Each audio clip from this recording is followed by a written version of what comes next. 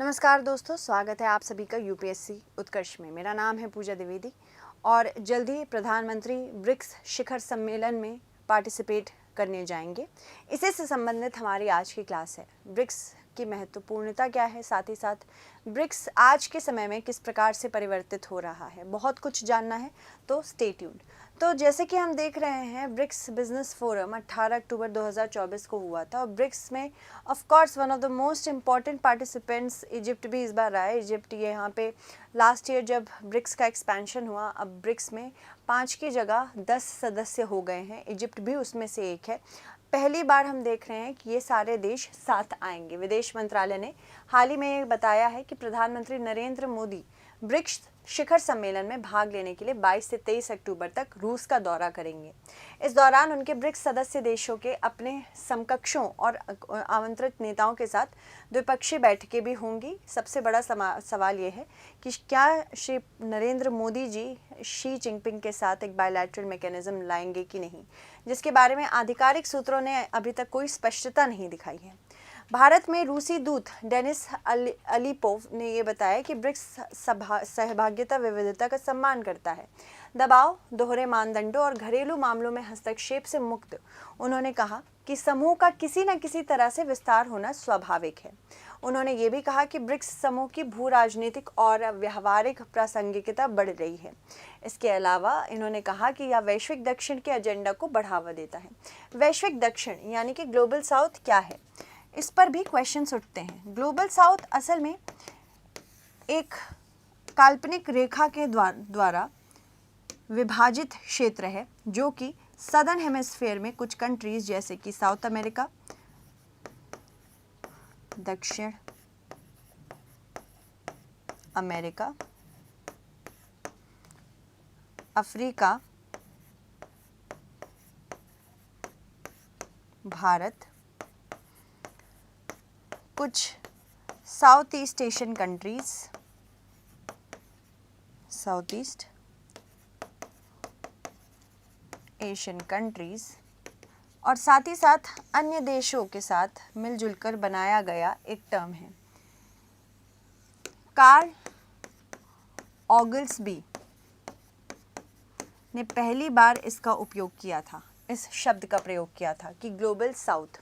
Global south असल में एक ऐसा एक समूह माना जाता है जो विश्व में एक बड़ा मार्केट उभर के आ रहा है। साथ ही साथ इसकी अपनी एक छवि है कि ये किसी कंट्री के इन्फ्लुएंस में नहीं रहना चाहता।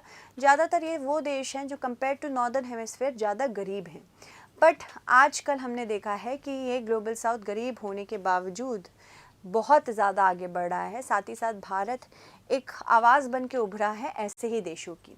वे इंडिया राइट्स नेटवर्क द्वारा आयोजित ब्रिक्स पर एक ऑनलाइन सम्मेलन में बता रहे थे, सदस्य देश अपने बीच व्यापार के लिए राष्ट्रीय मुद्राओं के अधिक उपयोग पर जोर दे रही है, जैसे कि रूबल, रुपीज़ मैकेनिज्म। मतलब अब ये चाहते हैं कि ट्रेड जो भी हो भारत और रशिया के बीच में वो रूबल रुपीज़ में हो, ना कि डॉलर्स में। राजनयिक सूत्रों ने बताया कि यह रूस के लिए प्राथमिकता है जब उन्होंने इस एक साझा ब्रिक्स मुद्रा की संभावना को खारिज कर दिया। पहले ये बात किया जा रहा था कि ब्रिक्स की अपनी खुद की मुद्रा होगी, डॉलर में नहीं, हम उसी मुद्रा में ट्रेड करेंगे, बट अभी हमारे पास ऐसा कोई भी एविडेंस नहीं आया है। एक और ध्यान नए सदस्यों के पूर्ण एकीकरण पर है। कई अन्य देशों ने ब्रिक्स में शामिल होने की रुचि व्यक्त भी की है, जिसके बारे में जानकार सूत्रों ने बताया है कि यह एक ऐसा काम है जो आम सहमति के आधार पर किया जाना है और साथ ही साथ तत्काल ध्यान हाल ही में शामिल सदस्यों को मौजूदा ढांचे में पूर्ण रूप से एकीकृत करने पर भी है। चीन ने मुंबई में ताइवान का ऑफिस खुलने पर भारत की सामने खड़े एक राजनयिक विरोध दर्ज किए हैं। चीन ने इससे दोनों देशों के बीच संबंधों पर बुरा असर होने की बात की है। बीजिंग ने ताइवानी ऑफिस खुलने पर अपनी नाराजगी जताते हुए बताया कि ताइवान चीन का अभिन्न अंग है, यानी कि ये कहता है कि ताइवान अलग कोई देश नहीं है, ये चीन का ही अभिन्न अंग है। यानी कि आपको अगर ताइवान की बात करनी है तो आप चीन के दौरान थ्रू करिए, आप अलग से कोई इनको मान्यता ना दीजिए। हालांकि भारत वन चाइना पॉलिसी यानी कि एक ऐसी पॉलिसी जिसमें हांगकांग और ताइवान को इकट्ठा एक ही देश माना जाता है। भारत बिल्कुल मानता है कि ऐसा सत्य है, पर जिस प्रकार से कश्मीर को चाइना बार बार चैलेंज कर रहा है कि ये भारत का पार्ट नहीं है, भारत को भी कहीं ना कहीं इस बात पर निर्धारित करना ही होगा। बीजिंग ने ताइवान ऑफिस खुलने पर अपनी नाराजगी जताई है। ऐसे में भारत को से अपनी प्रतिबद्धताओं का पालन करने और इस मुद्दे पर बहुत एहतियात के साथ आगे बढ़ने की बात की है। चीन का विरोध मुंबई में नई ताइपे आर्थिक और सांस्कृतिक केंद्र ऑफिस पर है। चीनी विदेश मंत्रालय की प्रवक्ता माओ निंग ने अपने बयान में ये भी कहा कि चीन का भारत से आग्रह है कि वह ताइवान से संबंधित मामलों को सुलझाए और एक चीन सिद्धांत को लेकर अपनी प्रतिबद्धता का पालन करे। भारत ताइवान से किसी भी तरह की आधिकारिक बातचीत ना करे, चीन के साथ संबंधों को बेहतर बनाने की प्रक्रिया को बाधित ना करे। ब्रिक्स में ब्राजील, रशिया, इंडिया, चाइना और साउथ अफ्रीका तो हैं ही, साथ ही साथ 2023 में 5 और देश जुड़े, जिससे अब ब्रिक्स की मेंबरशिप 10 देशों की हो गई है।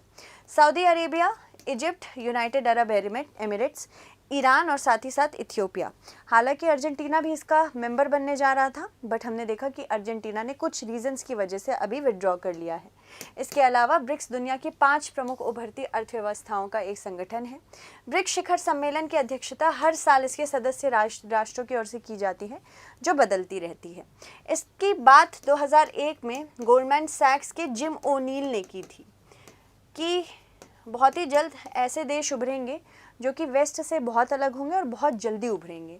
तो उसमें ब्राज़ील, रूस, भारत और चीन की बात तो की गई थी, पर दक्षिण अफ्रीका काफ़ी देर में आया। ये 2010 में ब्रिक्स में ज्वाइन हुआ था, इसी के बाद से नाम ब्रिक्स आया। 5 देशों में से हर साल बदल कर इस सम्मेलन की मेज़बानी की जाती है।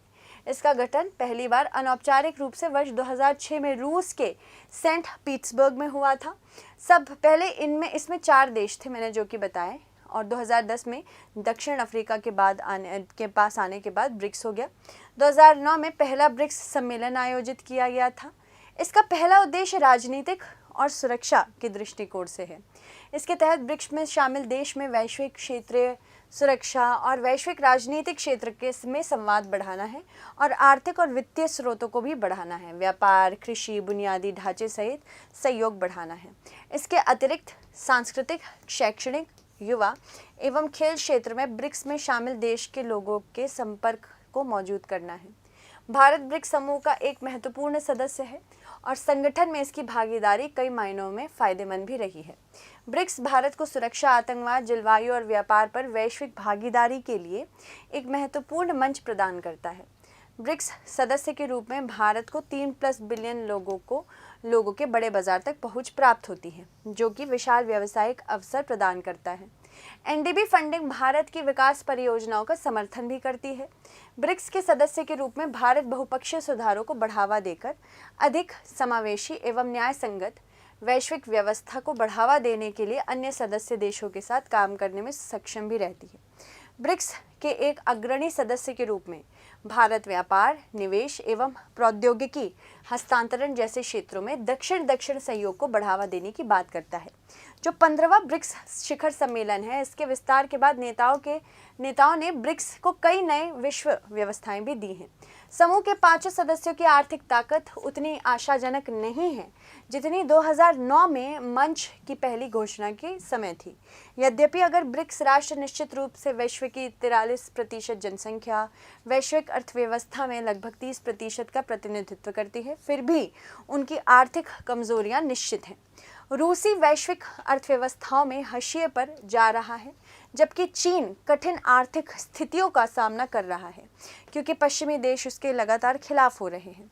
चीन इस मंच को स्पष्ट रूप से पश्चिमी विरोधी रुख देना चाहता है, जिसमें भारत इसमें किसी भी तरह से अपनी सहभागिता नहीं दिखाना चाहता है। इसके अलावा जिस प्रकार से ब्रिक्स एक्सपैंड हो रहा है, बहुत ही जल्द ये वेस्ट को चैलेंज जरूर कर सकता है।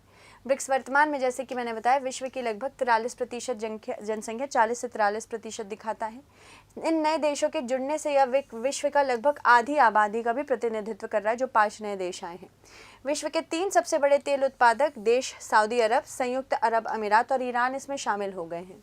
यह एक ऐसा कदम है जो एक और तो वैश्विक दक्षिण की आवाज़ होने के साथ उसके दावे को मजबूत करता है, वहीं दूसरी ओर चीन के बढ़ते प्रभुत्व के बारे में भी चिंताएं पैदा करता है। जीडीपी में आप देख सकते हैं, अगर हम इंडिया की बात करें तो जीडीपी 29% है, BRICS total with new member अभी 29% है। इसमें इंडिया का जीडीपी 3.6% है और चाइना का 18.4% है। इसके अलावा पॉपुलेशन में इंडिया 17.8% है। ऑयल प्रोडक्शन में रशिया, ईरान, यूएई और साथ ही साथ सऊदी अरब शामिल है। इसके अलावा एक्सपोर्ट ऑफ गुड्स में सबसे ज़्यादा एक्सपोर्ट ब्रिक्स नेशन में चाइना करता है 14.4% के साथ। इसके अलावा ब्रिक्स के संदर्भ में अगर हम जाने, एक क्वेश्चन है हमारे पास, देख लेते हैं। पहले इसमें 4 देश थे, ब्राज़ील, रूस, भारत एवं चीन, जिसका नाम ब्रिक्स नहीं ब्रिक था। 2010 में इस संगठन में दक्षिण अफ्रीका शामिल होने के बाद ब्रिक से नाम बदलकर ब्रिक्स कर दिया गया। तो आपको बताना होगा उपरोक्त में से कौन सा कथन सत्य है। धन्यवाद।